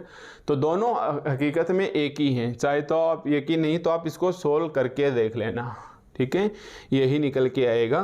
तो मैं एक बार ऊपर लिख लेता हूँ। एक तो आ गई है हमारे पास इक्वेशंस नंबर 5 पे, d by D x del F by del Y dash minus del F by del y is equal to zero, ये तो है हमारे पास इक्वेशंस नंबर 5 पे। और ये आ गई है डी बाई डी एक्स, ये आ गई है हमारे पास d by D x f minus y dash del F by del Y dash minus del F by del x minus, या चाहो तो आप इसको बराबर के उधर भी ले जा सकते हो, ठीक है, चाहो तो इसके आप उस पार ले जाओ, इसको ऐसे कर दो, एक ही बात है ना, इससे कोई फर्क नहीं पड़ेगा। Is equal to del F by del x, ये हमारे पास क्या है, इक्वेशंस नंबर 6 है। और याद रखना दोनों ही इक्वेशंस हमारे पास क्या कहलाती हैं, आयलर लांगराज डिफरेंशियल इक्वेशंस कहलाती हैं। ये पहले वाले एनालिसिस मेथड के लिए है, ये हमारे पास है अल्टरनेटिव मेथड के लिए है। तो आप एक बार फिर से लिख के ऐसे बोल सकते हो, ये एनालिसिस मेथड है, ये तो जनरल मेथड के लिए है, ये तो है जनरल मेथड के लिए, और ये है हमारे पास है अल्टरनेटिव मेथड के लिए, ठीक है, ये है हमारे पास है अल्टरनेटिव मेथड के लिए। तो आप एग्जाम में कोई से भी रिजल्ट से कोई से भी इक्वेशंस को काम में ले सकते हो, इससे हमारे पास कोई खास फर्क नहीं पड़ेगा। अब एग्जाम में हम कौन सा रिजल्ट्स इसके अंदर काम में लेंगे, कभी कभार तो हम दोनों भी काम में लेके देख लेंगे, या ऐसे देखेंगे कि कौन सा रिजल्ट्स लें ताकि हमारे पास कैलकुलेशन है वो इजी बने, है ना, हमें ज़्यादा घुमा फिरा की लैंग्वेज नहीं, हमें कम से कम हमारा काम बन जाए, शॉर्टेस्ट टाइम के अंदर बन जाए। आप तो ये समझो कम से कम हमें समय लगे, क्वेश्चंस गलती होने के चांसेस ना हो, हमारी वे प्रॉब्लम्स जो वेरिएशंस ऑफ प्रॉब्लम्स है वो सॉल्व हो जाए, ठीक है। अब देखो इसे आगे निकालना है, फिर से अगेन इक्वेशंस 1, देखो इक्वेशंस 1 की तरफ ध्यान दो भाई। अब मैं बोलूँ इक्वेशंस 1 क्या है, तो ध्यान रखना ये हमेशा एक क्वेश्चंस मिलेगा, f x Y Y dash D x का, जहाँ वाई डैश क्या होगा, d Y by D x. ये अलग बात है, एग्जाम में हमें इस फंक्शंस को लिख के देगा, और x1 और x2 इसकी बाउंड्री कंडीशंस को भी लिख के देगा। तो अब आप यहाँ से आके बोलना अगेन सिंस, अब हमें फिर से क्या बोलना, again since from equations 1, again since from equation 1। अब हमने दोबारा देखा कि, देखो ध्यान से देखिए, अब हमने दोबारा देखा कि f of x Y Y dash, f x Y Y dash is functions of किस किस का फंक्शन है भाई, x y and Y dash का। अरे ये हमारे पास किसका फंक्शन है, x y and Y dash का। और अगर ये फंक्शन है उस कंडीशन में del F by del Y dash क्या बनेगा, उस कंडीशन में अगर मैं del F by del Y dash रख दूं तो भी क्या बन जाएगा, is also ordinary functions of, is also ordinary functions of x y and Y dash, x y and Y dash. So by chain rule we see that, ठीक है भाई, so by chain rule we see that, मतलब कहना क्या चाह रहा है हमारे पास से, अगर ये क्वेश्चंस में फंक्शंस है, देखो क्या कहना चाह रहा है, आगे हम क्या निकालना चाह रहे हैं ये अभी आप देखते जाइए, देखते ही देखते हमारे पास ये सिचुएशंस हैं ये क्लियर हो जाएगी, ठीक है भाई, देखते ही हमारे पास सिचुएशन से ये क्लियर हो जाएगी। क्या कहना चाह रहा है आप ऐसे समझिए कि ये जो हमारे पास फंक्शंस है, जैसे फंक्शंस है F x Y Y dash है, किसका फंक्शन है भाई, ये एक्स का भी है, ये वाई का भी है, वाई डैश का भी है। मैं बोलूँ अगर मैं इसका ऐसे कर दूँ, वाई डैश के रिस्पेक्ट में कर दिया, इसका डिफरेंशिएशंस कर दिया, मान लो चाहे तो इसको एफ लिख लो और चाहे आप इसे ऐसे लिख लो, मतलब पूरे इस यूनिट के अंदर ध्यान से देखो, जितने भी क्वेश्चंस में हमें ये फंक्शंस देगा, जितने भी क्वेश्चंस में फंक्शंस देगा चाहे तो पूरा का पूरा लिखिए या आप एफ लिखिए। जैसे हमने यहाँ जो एफ लिख रखा उसका एक्चुअली मीन्स यही है, ये जो एफ लिख रखा उसका actually means f x Y Y dash है। इस एफ का भी actually means f of f x Y z है, इसका भी और इसका भी। तो अगर मैं वाई डैश के रिस्पेक्ट में कर दूं इसका तो भी ये किसका फंक्शन होगा, x y and Y dash का। तो कहना क्या चाह रहा है कि हमारे पास अगेन सिंस फ्रॉम इक्वेशन 1 अगर ये function x Y Y dash का है तो इसका पार्शियल डिफरेंसेस देखो, इसका डी तो लगा नहीं सकते, क्यों, कितने वेरिएबल हैं 1 2 3, तो एफ के पीछे लगना तो है डेल ही। देख लीजिए ध्यान से, एफ के पीछे डेल लगा है, एफ के पीछे डेल लगा है, ये एफ पूरा है, ये डी अपने पहले वाला लगाया था जबकि इसके आगे डेल लगा हुआ था। ठीक है, तो ये भी किसका फंक्शन है, x y and Y dash का फंक्शन है। और ऑर्डिनरी का मतलब क्या होता है, साधारण होता है, सिंपल होता है, simple function of x y and Y dash है। So by chain rule, so by chain rule मतलब हम की बार दोबारा से इसके चेन रूल्स लगाना चाह रहे हैं। पहले हमने चेन रूल लगाया था, याद करो, पहले हमने केवल एफ के चेन रूल लगाया था और एफ के हमने क्या लगा दिया था भाई, डी बाई डी एक्स। पहले हमने इस फंक्शंस को बोला था, देखो आपका लिखा हुआ मिलेगा ओनली फंक्शंस है since f of x y is a function of x y and Y dash so by chain rule we see that. इस एफ के हमने ये लगा दिया। अब की बार एफ की जगह आप क्या ले रहे हो, del F by del y. अब की बार एफ की जगह क्या ले रहे हो, वाई नहीं वाई डैश, वाई डैश। ठीक है, तो अब की बार हमें इसका चेन रूल लगाना है, del x del F by del Y dash, del F by del Y dash. ठीक है, अब आप बताइए मेरे को सबसे पहले क्या करना भाई हमें। देखो अब यहाँ से ध्यान से देखना, एक तो ये एफ किसका फंक्शन है, एक्स का भी है, वाई का भी है और वाई डैश का भी है। तो सबसे पहले तो आ जाएगा हमारे पास एक्स, सबसे पहले तो हमारे पास आ जाएगा एक्स, फिर हमारे पास क्या आ जाएगा y, मैं पहले ऐसे लगा लेता हूँ, फिर हमारे पास आ जाएगा y, फिर आ जाएगा हमारे पास z, अदरवाइज ये चेन रूल्स है, ये आपके सॉरी z नहीं भाई y डैश, x है y है y डैश है, अदरवाइज ये चेन रूल्स आपके समझ में नहीं आएगा। ठीक है, देखो एक बार कि हमने पहले वाला लिखा था डी बाई डी एक्स, आपको पता है 3 वेरिएबल्स है इसके अंदर x y and Y dash, तो ऐसे चलेगा del by del x d x upon plus del by del Y into D y upon plus del by del Y dash into D y dash upon नीचे क्या है x है, तो fix कर दो, यहाँ भी एक्स, यहाँ भी एक्स और यहाँ भी एक्स। ध्यान से इधर से देख के फिक्स कर देना, क्योंकि अगर काट के देखो, ये काटा वापस ये बच गया, ये काटा वापस ये बच गया, ये काटा और वापस ये बच गया। पहले वाले में तो हमारे पास एफ था तो हमने यहाँ एफ लगाया और एफ लगाया। ठीक है, पहले ये देखिए किसके रिस्पेक्ट में हो रहा है भाई, ये डी एक्स के रिस्पेक्ट में हो रहा है, तो यहाँ भी डी एक्स लगाइए, यहाँ भी डी एक्स लगाइए और यहाँ भी आप डी एक्स लगाइए, चाहे काट के देख लो चेन रूल से। ये गया डेल बाई डेल एक्स बचा, ये गया डेल बाई डेल एक्स बचा, ये गया डेल बाई डेल एक्स बचा।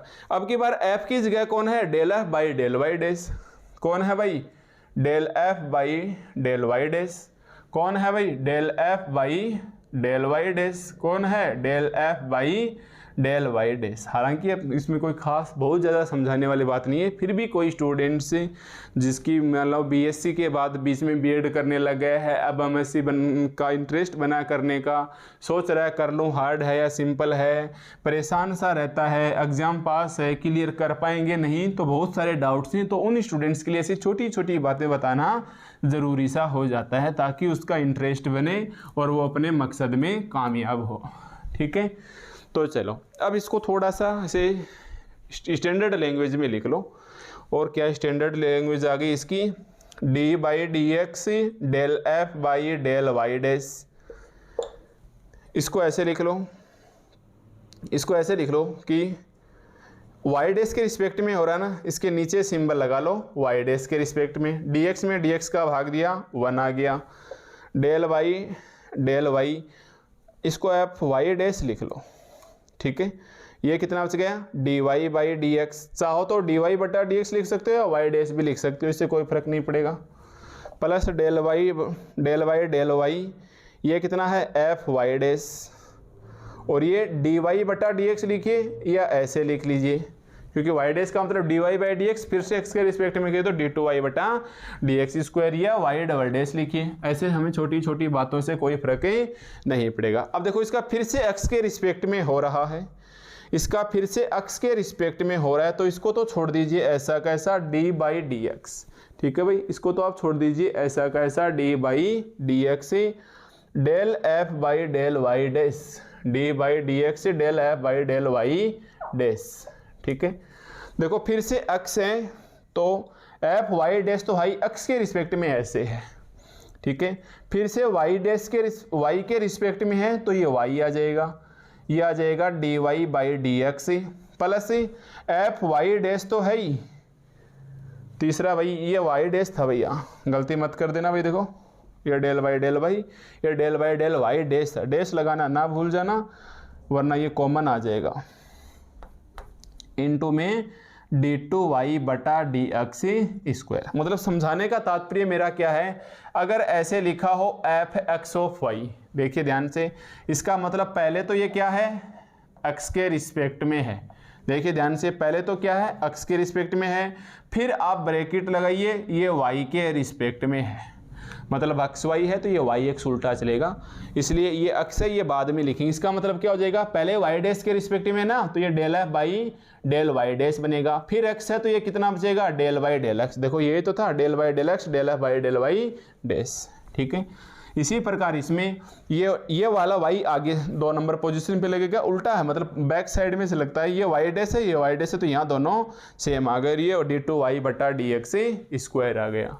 तो इसको इक्वेशंस नंबर 6 के बाद आप मान लो इक्वेशंस नंबर 7, इसको आप इक्वेशंस नंबर 6 के बाद मान लो इक्वेशंस नंबर 7, ठीक है। तो पहले वाले के अंदर भी हमने पहले वाला जो एनालिसिस मेथड था इक्वेशंस 5 काम में ली थी, इसके अंदर एक बार दोबारा से इक्वेशंस काम में ले लो। Now again using equations 5 in equation 7, ठीक है भाई, using equations 5 in equation 7 we see that, अब हम क्या लिखेंगे, using equations 5 in equations 1 we see that, ठीक है। तो अब आप काम में लो using equations 5 using equations 5 in equation 7 we see that, using equations 5 in equation 7 we see that.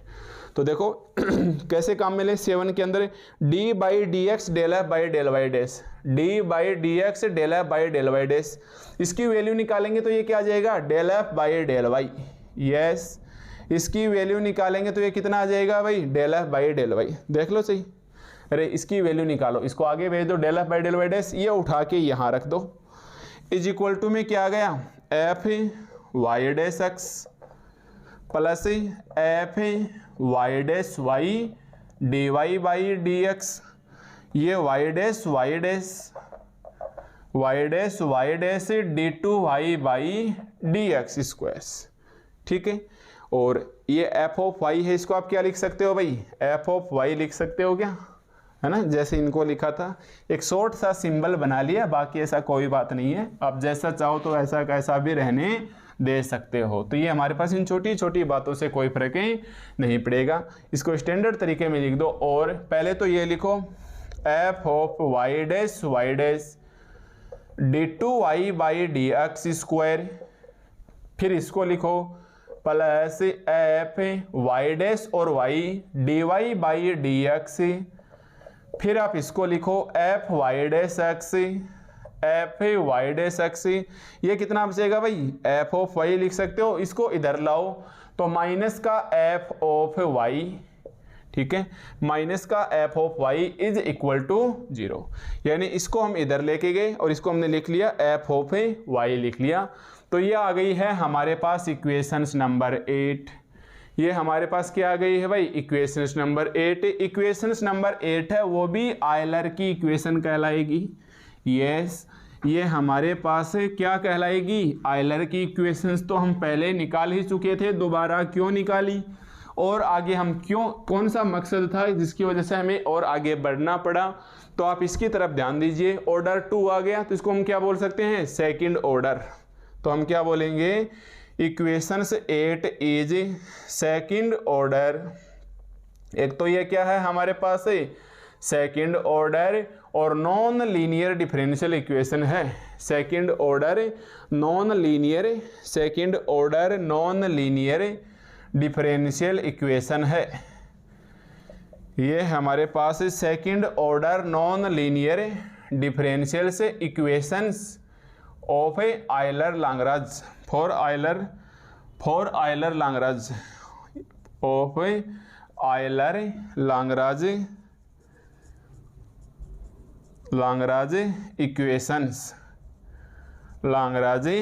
Equations है। ठीक है, तो ये भी हमारे पास आयलर लाग्रांज की इक्वेशंस है। इक्वेशन 6 भी हमारे पास आयलर लाग्रांज की इक्वेशंस है, ये भी हमारे पास आयलर लाग्रांज की इक्वेशंस है। बट आज जो हमारे पास इक्वेशंस 8 आई है, वो जो लाग्रांज इक्वेशंस आई है वो किसके लिए आई है भाई, ये आई है second order non linear differential equation. Second order non linear differential equations के लिए लाग्रांज इक्वेशन आई है। और ख़ास बात यहाँ गलती मत कर देना भाई, अगर आप इसको y डैश लिख दोगे तो अपनी पाओगे भाई, मेहनत की करी कराई मेहनत बेकार जा सकती है। क्योंकि रूल्स क्या बोलता है, पहले आप एक नंबर की पोजीशन के साथ डेरिवेटिव्स करिए। तो पहले y लिखा है y कर दिया, फिर भूल जाइए ब्रैकेट लगा दीजिए, फिर 2 नंबर पे क्या लिखा है उसके रिस्पेक्ट में डेरिवेटिव्स कीजिए, ऐसे हो जाएगा। जबकि सही क्या है, y डैश y है, इसका मतलब आप एक नंबर की पोजीशन का पहले कीजिए। तो एक नंबर की पोजीशन y डैश है, फिर आप दूसरी वाली पोजीशन का फिर दोबारा कीजिए, यानी ये उल्टे चलते हैं, ये यहाँ उल्टे चलते हैं। इसलिए ऐसे नहीं कि y डैश y है तो y डैश लिख के काम चला लोगे, नहीं, जैसा लिखा है वैसे याद रखो, ये गलत है और ये सही है। इसी प्रकार y डैश x पहले y डैश के रिस्पेक्ट में करेंगे, फिर जो रिजल्ट आएगा उसका x के रिस्पेक्ट में करेंगे, इसका मतलब y के रिस्पेक्ट में करेंगे, या 2 बार y डैश मतलब पहले y डैश के रिस्पेक्ट में करेंगे और उसका फिर से y डैश के रिस्पेक्ट में डिफरेंशिएशन करेंगे। ठीक है, तो ये हमारे पास 3 इक्वेशंस हैं। ये तीनों ही इक्वेशंस, तो लास्ट में आके क्या लिखोगे, ये तीनों ही इक्वेशंस हमारे पास क्या कहलाएंगी भाई, Euler Lagrange differential equation for extremal का रिजल्ट देती हैं। जो अलग अलग रिजल्ट्स हैं, ये सिंपल बेसिक रिजल्ट माना जाएगा, ये अल्टरनेटिव मेथड के लिए माना जाएगा, और ये हमारे पास है second order non linear differential equations के लिए माना जाएगा। ठीक है भाई, ये हमारे पास second order non linear differential equations के लिए माना जाएगा। तो मैं एक बार यहाँ लिखता हूँ, एक रिजल्ट ये आपको याद रखना है, del F by del Y dash minus del F by del y is equal to 0। और एक रिजल्ट आपको ये याद रखना है, d by D x f minus y dash del F by del Y dash is equal to del F by del x. ठीक है, अब ये पूरा टॉपिक हो गया है। अब आप क्या लिखोगे इस पूरे टॉपिक के लास्ट में, सो हियर, देखो लास्ट में लिख देना।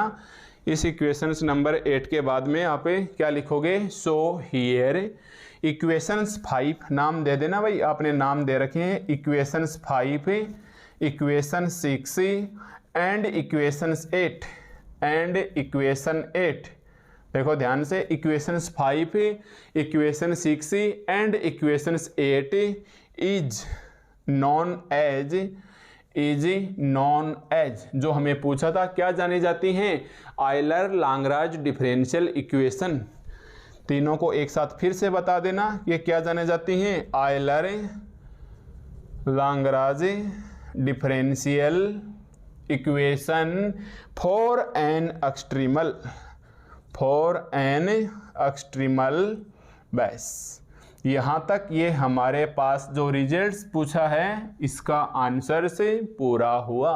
यस, यहाँ तक जो हमें रिजल्ट्स पूछा है उसका इक्वेशन से उसका रिजल्ट्स हमारे पास से पूरा हुआ। और ये इक्वेशंस आपको ध्यान में रखनी है, equations number 5, equations number 6 and equations number 8। तो हमने इसका स्टेटमेंट लिख लिया, हमने इसका Euler Lagrange differential equations for an extremal बता दिया है। ठीक है, तो ऐसे हमें बिल्कुल स्टेप बाय स्टेप चलना है। ये इक्वेशंस 5 क्यों आई, देखिए ये इक्वेशंस 5 क्यों आई, तो इसके लिए आप बुक में एनालिसिस मेथड दिया हुआ है, आप वो पढ़िए। बुक नहीं है तो आप पीडीएफ के नोट्स के अंदर पढ़िए, एक बार अपने नॉलेज के लिए पढ़िए ज़रूर। ठीक है, पढ़ोगे तो कुछ ना कुछ सीखने को ही मिलेगा। बस थोड़ी लैंग्वेज प्रॉपरली हार्ड कर दी है, और हार्ड भी नहीं की है, बस ये थे ना अक्स वाई वाई डैश, इसको बदल के कर दिया गया है। अक्स की जगह तो लिख दिया गया है जाई, अक्स की जगह तो लिख दिया गया है जाई, वाई की जगह लिख दिया गया है ईटा, और इसकी जगह फिर से लिख दिया गया है ईटा डैश।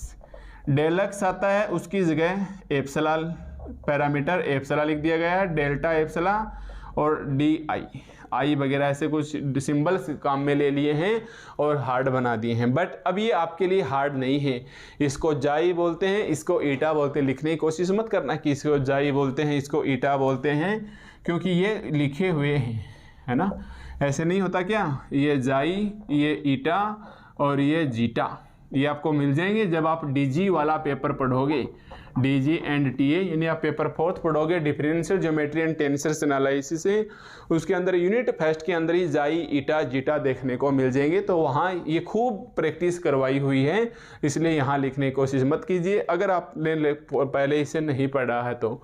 और अगर आपका पढ़ा हुआ है इनकी 3 यूनिट तो आपको दिक्कत ही नहीं है इन सिंबल में, और फिर आपके मेथड फर्स्ट समझ में भी आ जाएगा। ठीक है, फिर मेथड फर्स्ट समझ में भी आ जाएगा। तो यहाँ आके हमारे पास थोड़ा मिक्स पार्ट सा चलने लगता है। ठीक है, तो मतलब 3 इक्वेशंस में एक बार फिर लिख देता हूँ, यहाँ आपको ध्यान रखनी है, बार बार मैं आपको टॉर्चर करता रहूँगा, क्योंकि मेरा मकसद है कि कैसे भी करके ये इतनी कंठस्थ याद हो जाए कि हमें क्वेश्चंस में लेते वक्त बिल्कुल भी हिचके ना हो, बेझिझक हम इसका इस्तेमाल कर सकें, है ना। तो ये तो थी हमारे पास इक्वेशंस नंबर 5, ये तो थी हमारे पास इक्वेशंस नंबर 5 है, और ये थी हमारे पास d by D x f d by D x f minus y dash del F by del Y dash is equal to del F by del x is equal to del F by del x. ठीक है, आप चाहो तो इसे भी symbol में लिख सकते हो भाई, देखो ध्यान से देखना, आप चाहो तो इसे भी सिंबल में लिख सकते हो। तो क्या लिखूं मैं, एफ वाई डैश से, और इसे मैं क्या लिखूं, एफ ऑफ एक्स पर रहने देना, इसे सिंबल में रहने देना, ये सिंपल ही ठीक है। ये हमारे पास क्या आ गई है, इक्वेशंस नंबर 6 है, और एक आ गई है हमारे पास equations number 8, f y dash 2 times differentiation है, ये आ गई है d2y by D x square plus f y dash y है, ये आ गया है dy by D x plus f y dash x है, और ये आ गया है माइनस का f of y is equal to 0। ये आ गई है हमारे पास इक्वेशंस नंबर 8। अब आप सोच रहे हैं कि मैं क्यों लिख रहा हूँ, और लिख रहा हूँ तो मैं मिटाया क्यों, और मिटाया तो मैंने फिर से क्यों लिखा है। तो मकसद साफ है, 2 बार 3 बार आपकी प्रैक्टिस हो जाए ताकि आप क्वेश्चंस में इसे डायरेक्ट अप्लाई कर सकें। ठीक है, अब मैं आपसे पूछूं कि ये इक्वेशंस 5 क्या है, देखो मैं बोलूं लिखना मत एक बार भाई, इक्वेशंस 5 क्या है, तो आपको इतना ही बोलना है, ये आयलर लाग्रांज डिफरेंशियल इक्वेशंस है। ठीक है, मैं बोलूँ भाई इक्वेशन 6 क्या है, तो 6 का भी आंसर्स आपका यही आना चाहिए कि ये हमारे पास क्या है, आयलर लाग्रांज डिफरेंशियल इक्वेशंस है। मैं बोलूँ तो फिर इक्वेशंस 8 क्या है, तो इक्वेशंस 8 का भी आंसर्स क्या आना चाहिए, यही आंसर्स आपका इक्वेशंस 8 का आना चाहिए कि इक्वेशंस 8 क्या है, ये भी हमारे पास है आयलर लाग्रांज डिफरेंशियल इक्वेशंस है। ठीक है, अब ये तीनों ही हमारे पास क्या कहलाती हैं, Lagrange Euler Lagrange differential equation से कहलाती हैं। किसके लिए, फॉर एन एक्सट्रीमल के लिए, फॉर एन एक्सट्रीमल के लिए। और तीनों इक्वेशंस हमारे पास क्या है भाई, डिफरेंट है। तो क्या अंतर है तीनों में, क्या अंतर है तीनों में? तो अंतर ये है कि पहली वाली जो है ये तो एनालिसिस मेथड से निकल के आई है, ये तो हमारे पास से एनालिसिस मेथड से निकल के आई है। अगर आप इसका प्रूफ देखना चाहोगे तो ये आपको पीडीएफ नोट्स में देखने को मिल जाएगा या आप बुक में देख सकते हो, ठीक है। आयलर लांगराज इक्वेशन डिफरेंशियल इक्वेशन 6 में किसके लिए है? तो ये आप जानते हो, ये हमारे पास है अल्टरनेटिव मेथड है। ये हमारे पास क्या है भाई? अल्टरनेटिव मेथड है। तो फिर ये क्या है? आयलर लांगराज डिफरेंशियल इक्वेशन 8 क्या है? तो आप देखोगे ये सेकंड ऑर्डर के लिए है, D2i आ गया ना, जबकि यहाँ कोई ऐसा बात नहीं है, यहाँ ऐसी कोई बात नहीं है, ये ऑर्डर सेकंड के लिए आ गया। तो ये इसके लिए लिखोगे ये सेकंड ऑर्डर की है, इसके लिए आप क्या लिखोगे भाई? ये सेकंड ऑर्डर की है और साथ साथ नॉन लीनियर डिफरेंशियल इक्वेशन है, ये नॉन लीनियर डिफरेंशियल इक्वेशंस है। अब मेरे हिसाब से बहुत से बच्चे ऐसे भी होंगे जिसको लीनियर में और नॉन लीनियर में भी अंतर पता नहीं होगा, ठीक है। तो कोई बात नहीं, जब आपके पास टॉपिक आएगा फिर से बता दिया जाएगा। एक्चुअली लीनियर ऐसे होता है कि हमेशा वेरिएबल की पावर 1 होनी चाहिए और नॉन लीनियर में पावर 1 नहीं होती है। नॉन लीनियर में 2 या 2 से ज़्यादा आए, या तो 2 आए या 2 से ज़्यादा आए। जैसे मान लो ऐसे क्वेश्चन लिखा हुआ है d2y/dx² is equal to x + y²। अब बताइए किस प्रकार की सेकंड, देखो सेकंड ऑर्डर है, यस। लीनियर है या नॉन लीनियर है? तो यहाँ देखिए y की पावर 2 या 2 से ज़्यादा आ गई तो ये क्या है? नॉन लीनियर है। तो second order non linear differential equation. अगर ऐसे आ जाती x + y, तो देखिए x की भी 1 है और y की भी 1 है, लिखने की जरूरत नहीं है ना, x की भी 1 है और y की भी 1 है। तो ये सेकंड ऑर्डर की लीनियर डिफरेंशियल इक्वेशन है।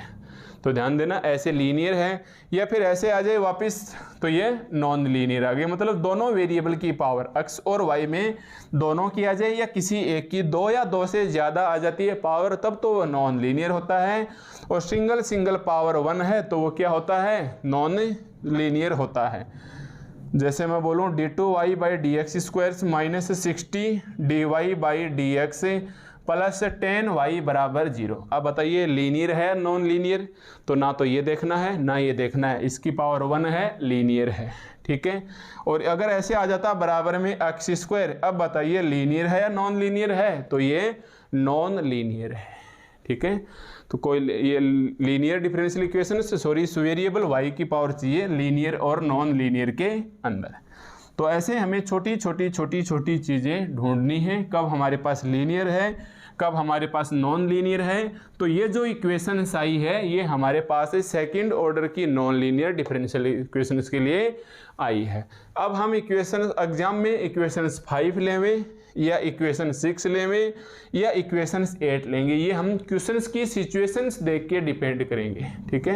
ये क्वेश्चंस की सिचुएशंस पे डिपेंड है कि कौन सा इक्वेशंस इसमें माने और हमारा आंसर निकल आए। और टारगेट ये रहेगा इनमें वो इक्वेशंस काम में लो जिसको रखते ही कैलकुलेशन वो बिल्कुल सिंपल आ जाए और टाइम ना लगे, अपन कैलकुलेशन को ड्राइव कर सके, ठीक है। तो आपको बिल्कुल ध्यान रखना है ये इक्वेशन नंबर 5 नॉर्मल, मतलब 100 ज़्यादातर क्वेश्चंस में तो यही काम में ली जाएगी, इक्वेशन नंबर 5 है। फिर अगर लिख के दे दिए अल्टरनेटिव मेथड तो ये आ जाएगी काम में, और सेकंड ऑर्डर नॉन लीनियर दे दिया तो हमारे पास ये आ जाएगी। तो इन तीनों इक्वेशंस के अंदर ये अंतर हैं, तीनों ही हमारे पास आयलर लांगराज डिफरेंशियल इक्वेशन से कहलाती हैं। तो एक एनालिसिस मेथड है, एनालिसिस को हम बोलेंगे नहीं, इसको हम सिंपल मेथड मान के चलेंगे। मतलब बेसिक सी बात है, अगर ऐसे बोल दिया एग्जाम में आयलर की इक्वेशन काम में लीजिए, आयलर लांगराज की, तो आप इक्वेशंस 5 ही काम में लोगे, अल्टरनेटिव ये काम में लोगे। और क्वेश्चन में सेकंड ऑर्डर दिख गया तो भाई आपको यही काम में लेनी है, ठीक है। तो ये हमारे पास क्वेश्चंस कंप्लीट हो गया कि state Euler Lagrange differential equations for an extremal तक, ठीक है। अब आगे क्वेश्चन क्या करा है? And explain it special cases, ठीक है। आगे क्वेश्चन क्या करा है? एंड एक्सप्लेन इट स्पेशल से केसेस, ठीक है। अब आप एरो का साइन लगा के लिखो स्पेशल केसेस, स्पेशल केसेस, ठीक है, ये हम पढ़ लेंगे नेक्स्ट लेक्चर्स में। ठीक है, क्यों आपको थोड़ा सा रिलैक्स दें ताकि आपको इनके बारे में क्वेश्चन 5, 6, 8 के बारे में सोचने के लिए मिले। तो ये हम नेक्स्ट लेक्चर्स नंबर 3 के अंदर पढ़ेंगे। ध्यान दीजिए, इतना आपको स्क्रीन पर ऑलरेडी पहले ही लिखा हुआ मिलेगा। यस, जैसे ही हम लेक्चर्स नंबर 3 में आएंगे यहाँ लिखा हुआ मिल जाएगा MSc previous paper 3 DE and SF unity 3 lecture number 3। Hello students, मैं देश कुमार, वेलकम ऑन दिस और डायरेक्ट हम यहाँ से स्टार्ट हो जाएंगे। ठीक है, तो चलिए इसके स्पेशल केसेस को करते हैं नेक्स्ट लेक्चर नंबर 3 के अंदर। तब तक आप इस टॉपिक्स का वापस से रिवाइज कीजिए और PDF में एक बार देख लीजिए कि ये इक्वेशंस नंबर 5 है किस प्रकार से आती है। थोड़ी सी लैंग्वेज हार्ड है, वो मैं बता चुका हूँ, बट समझ में आ जाएगा। ठीक है भाई, तो हम आपको मिलेंगे नेक्स्ट लेक्चर नंबर 3 में। स्क्रीन पे छोड़ के जा रहा हूँ, ऐसा कैसा यहीं से वापस शुरुआतें कर देंगे। ओके।